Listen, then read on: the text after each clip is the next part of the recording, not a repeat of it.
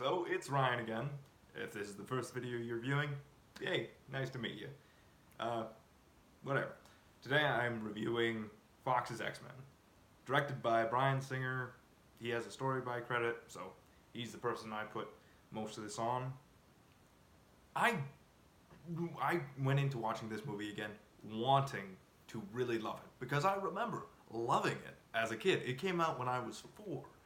And so, rewatching it, I was hoping I would love it as much as I did the last time I watched it, which is, I'd say, 5 years ago. Before, at least Apocalypse, and I think before, what was the other one that came out?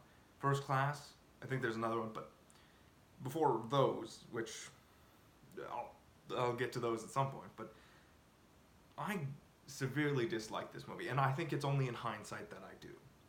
It is only in hindsight that I dislike a lot of the decisions that were made during the filming of this movie. So let's get down to it.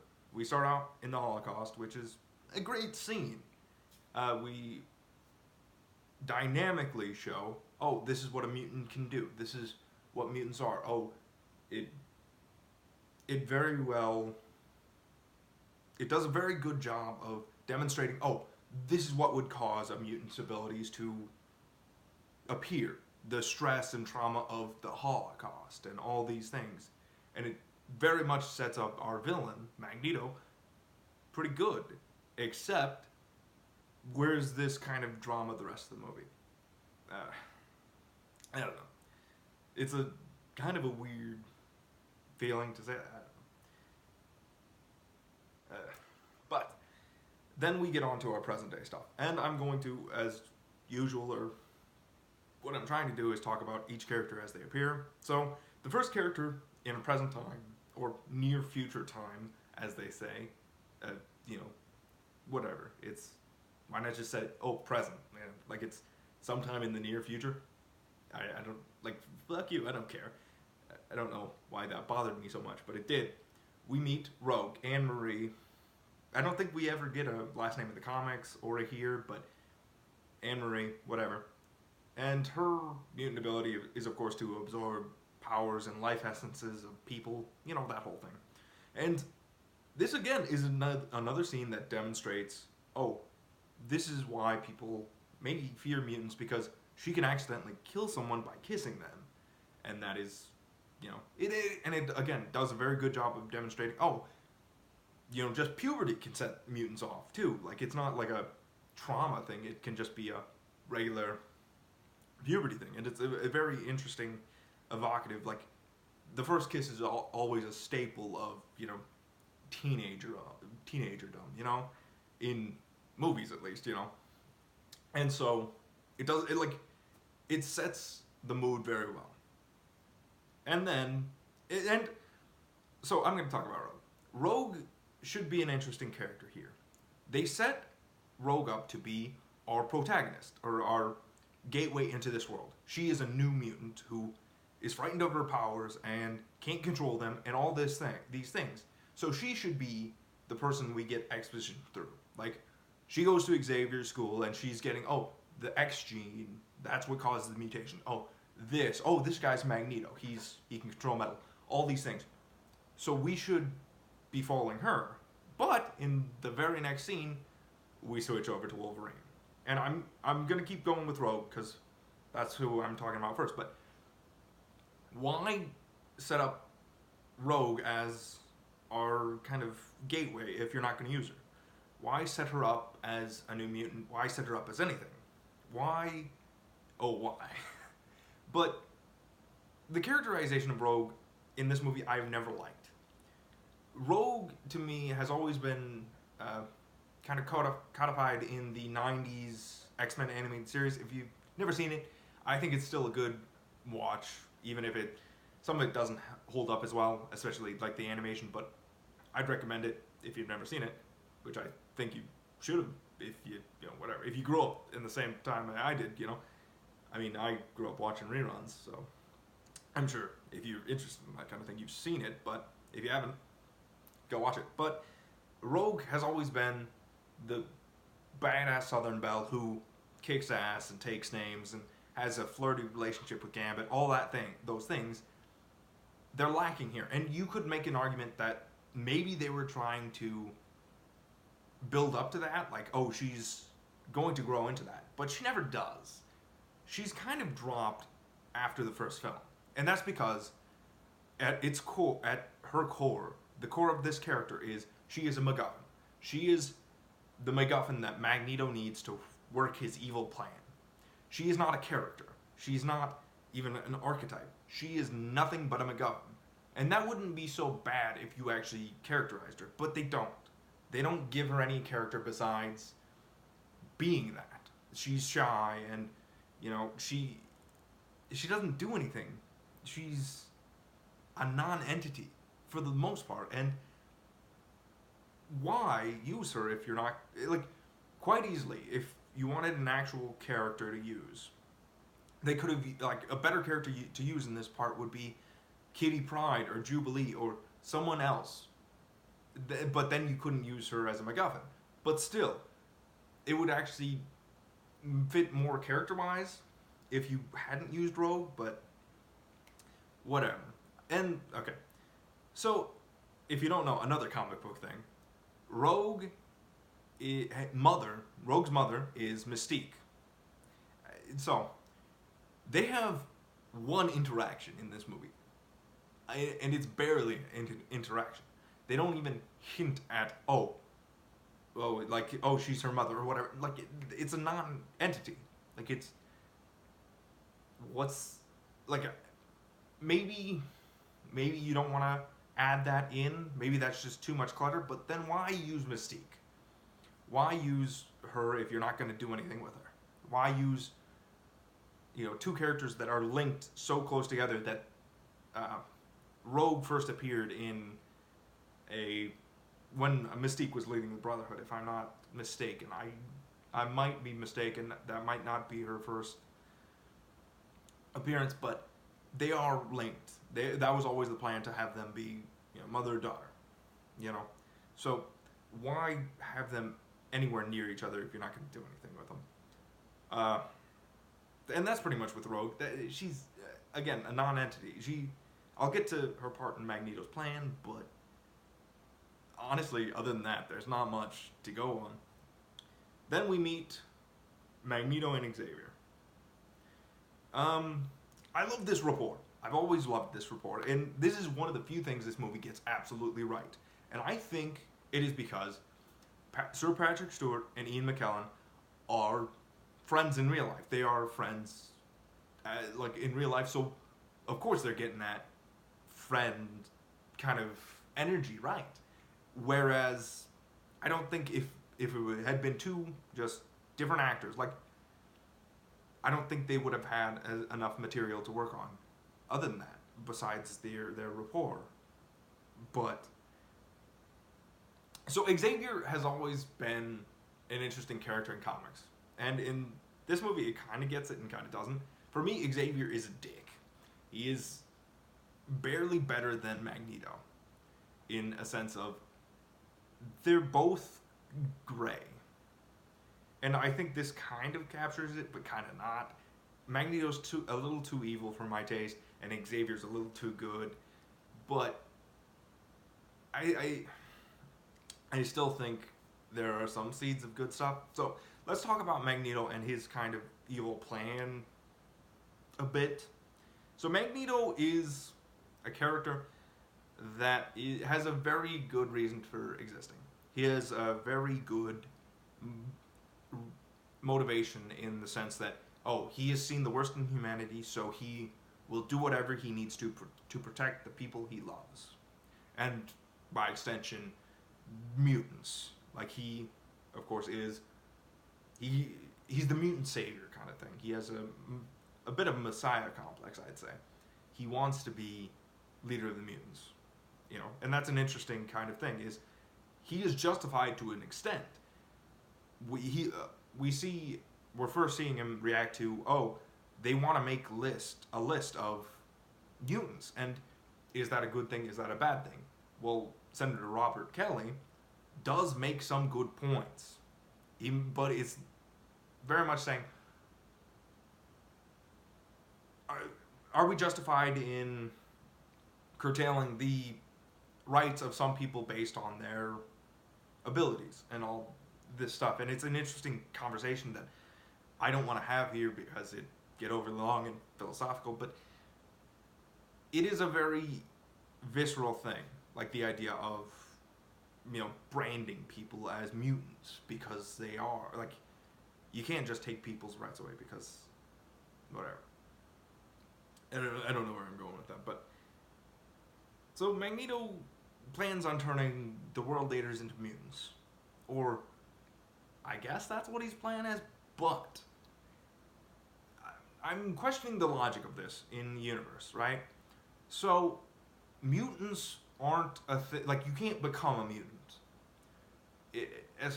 This may be coming from comic book logic, but you can't become a mutant.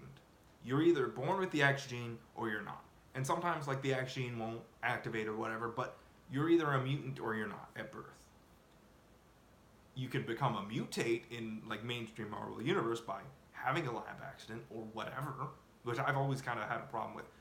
I prefer, like, an all mutant thing, but that's just me. But so Magneto's machine doesn't work. It shouldn't work by the logic of the universe, and it shouldn't work by the logic of the character. Like, Magneto should know better than go, oh, this machine will turn people into mutants. No, at best, it'll activate any latent mutant genes in these people, but it won't turn them into mutants. It'll just kill them.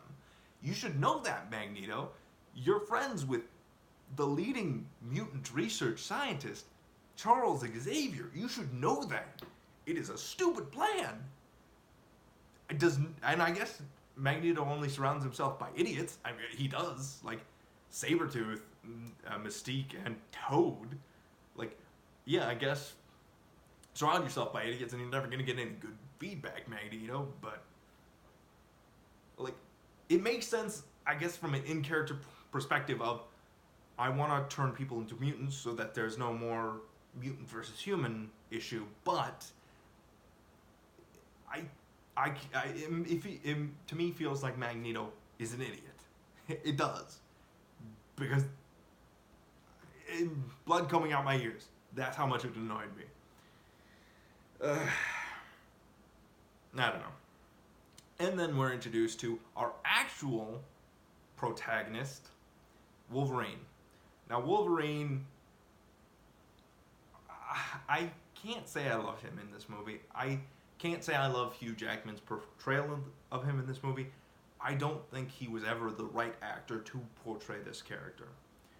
To me, he's too tall, he's too pretty, he's too all these things. He's not Wolverine to me.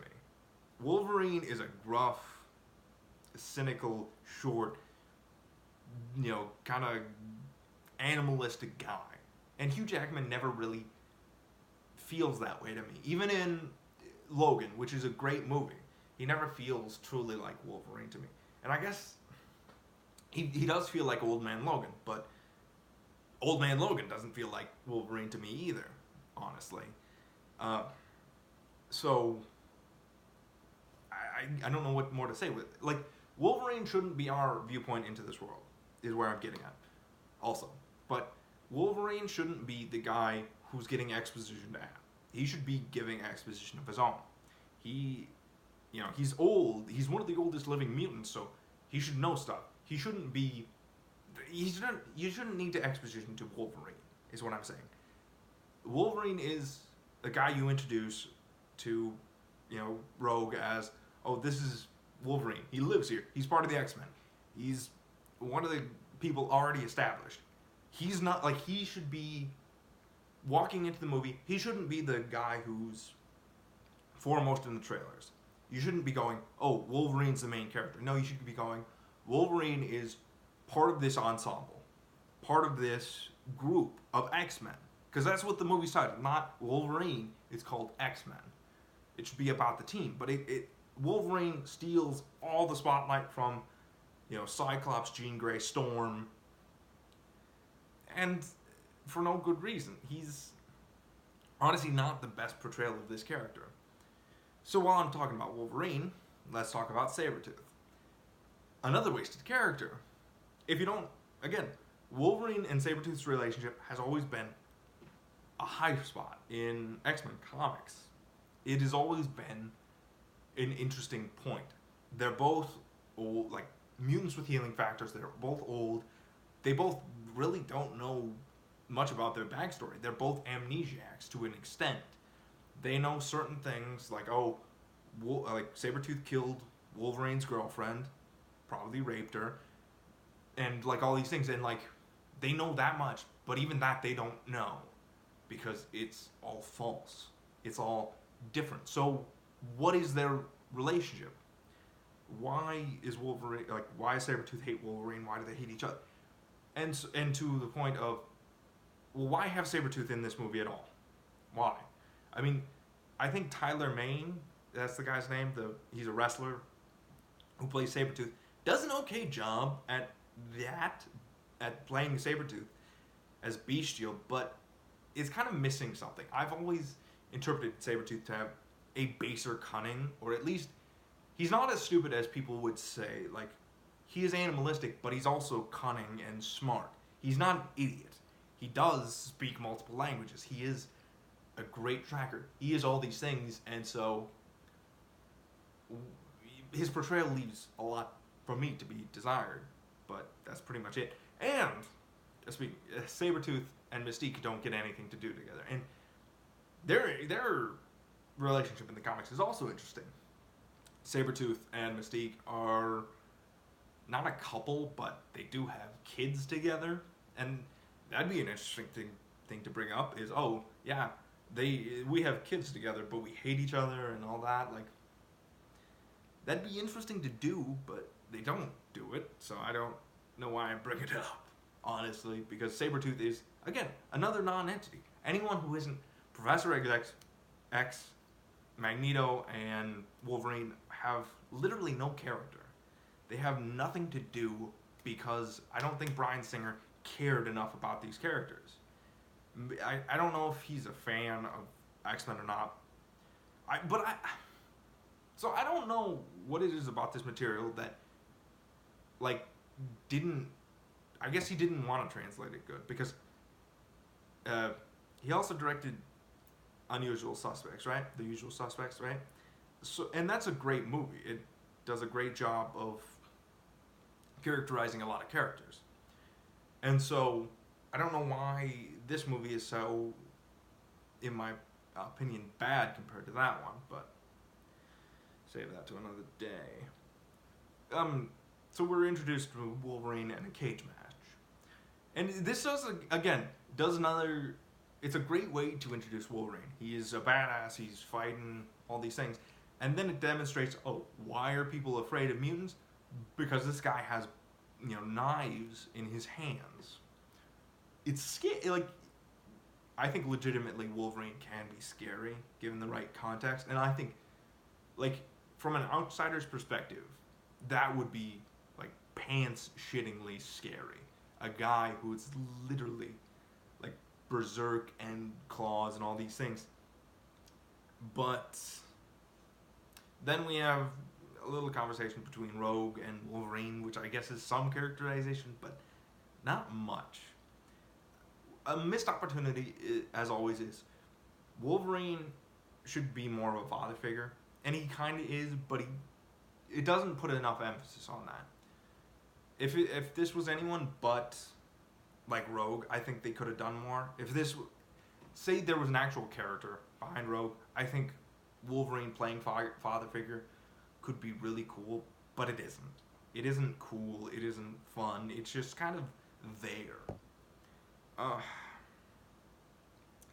So then we get Sabretooth crashing Wolverine's truck and, whole thing. It's a bait and switch, of course, because, Magneto wants Rogue, but how did he find out about Rogue?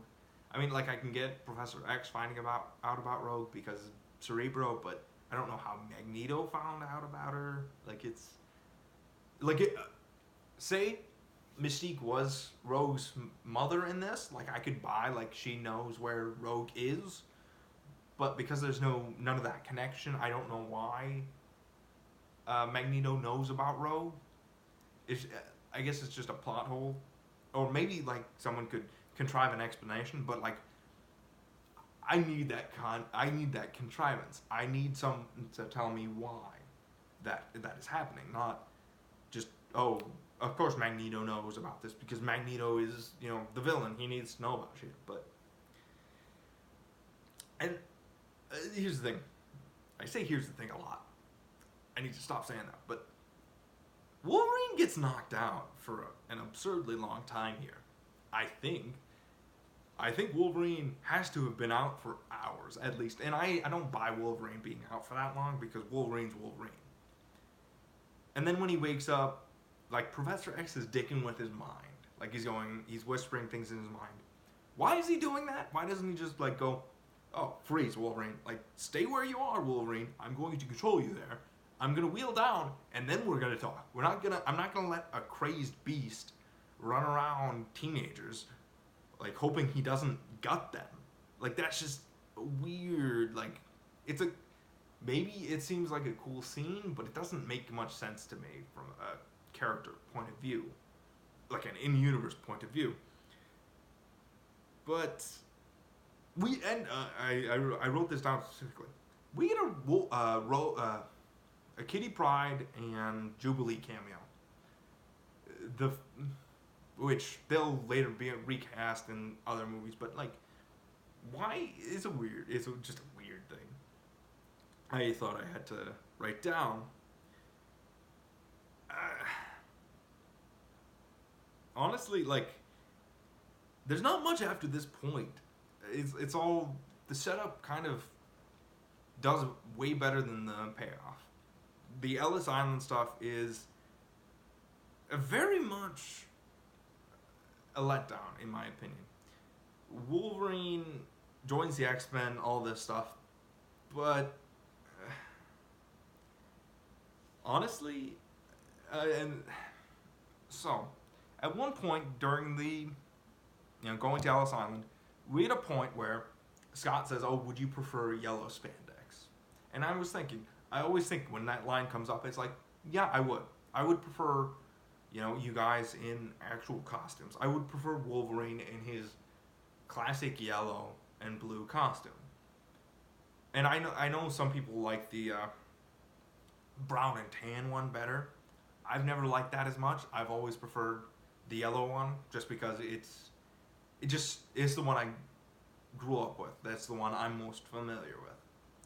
And so when he says that line, I always think, yeah, like, I don't know why. And here's where I'm going. In hindsight, this is a bad movie, in my opinion, because if this was made after a certain point, like after, I'd say, 2009, and this was made by Marvel instead of Fox, I can guarantee Wolverine would have his costume. Wolverine would be Wolverine. But because it was made in 2000 by Fox, he's not Wolverine. He's some leather-wearing dick. And that's why I'm kind of disappointed going back in this movie. I think modern movies have done it so much better. Ant-Man's costume is kind of silly, but the Marvel movies managed to make it seem at least plausible. The helmet, his costume, it all looks at least plausible to me, without going to the DCEU side of, we're going to take this and vaguely make it, in the case of Superman. Like in Batman's case, they do a lot better job, but they managed to make it look at least somewhat, like I wouldn't be, like if I saw that in real life as a superhero, I'd go, okay, like that makes some sense. Like that, it looks like it's functional. And I think nowadays you could do that with Wolverine.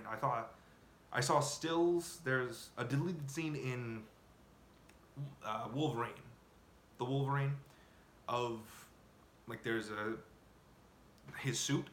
I wish that would have gone in, and you could say, well, this Wolverine doesn't wear that suit, so it'd be hard to introduce it like 5 movies in, but I still think it'd work. But I like that suit, and that's part of the problem is why it doesn't feel like a superhero thing. It never does. at the end of this movie. It always feels kind of meh.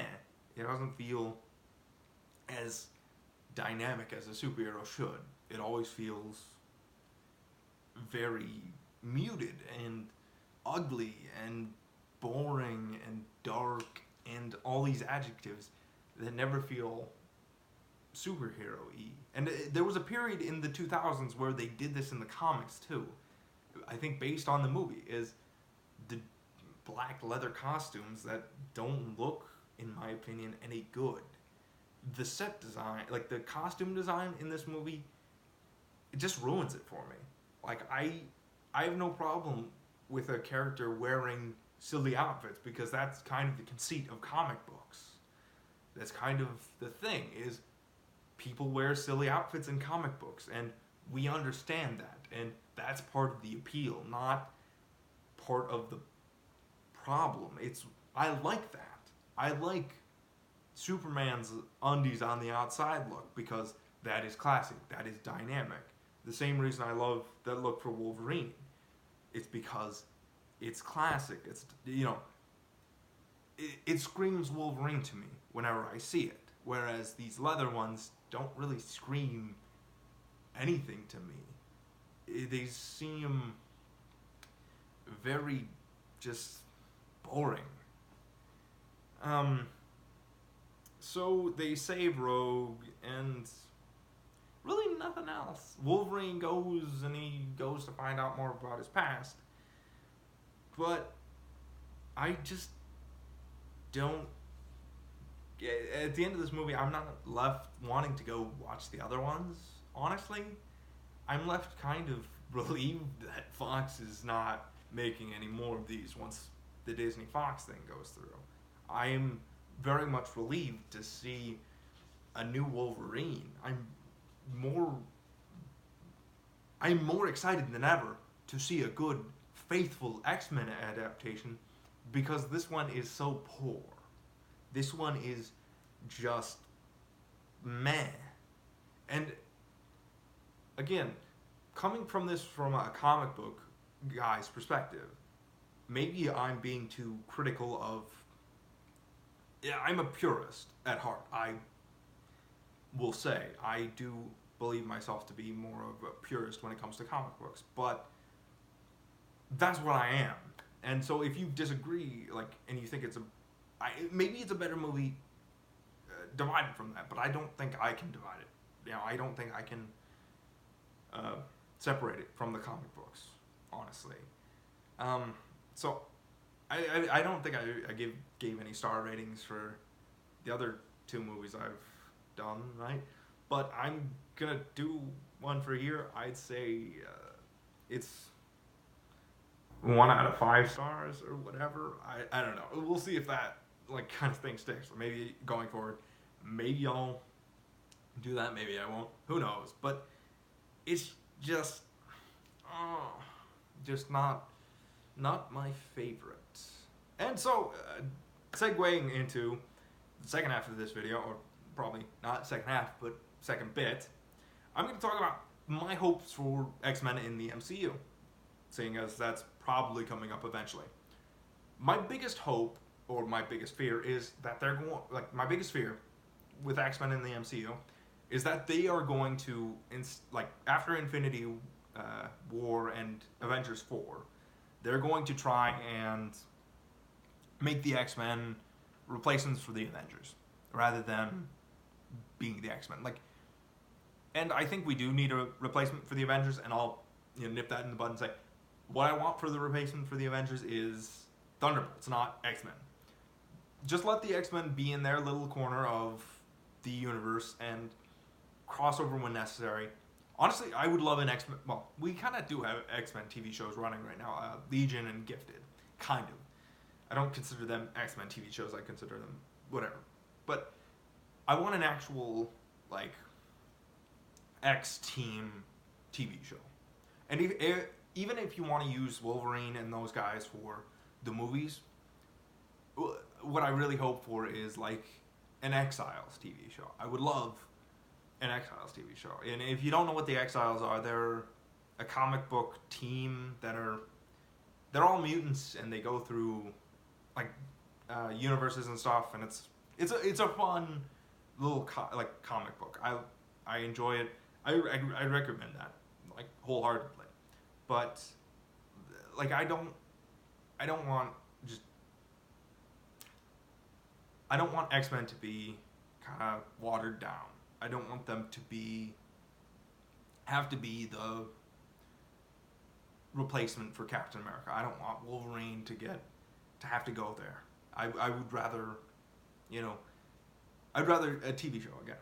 But I also hope that they'll go a route where like Wolverine and Jean Grey and Cyclops, they're already established. We're not going in like to a movie and we have to go, I don't want a Avengers assembling montage. I don't want to have to go, we got to get Wolverine and Jean Grey and Cyclops and Iceman and all these people.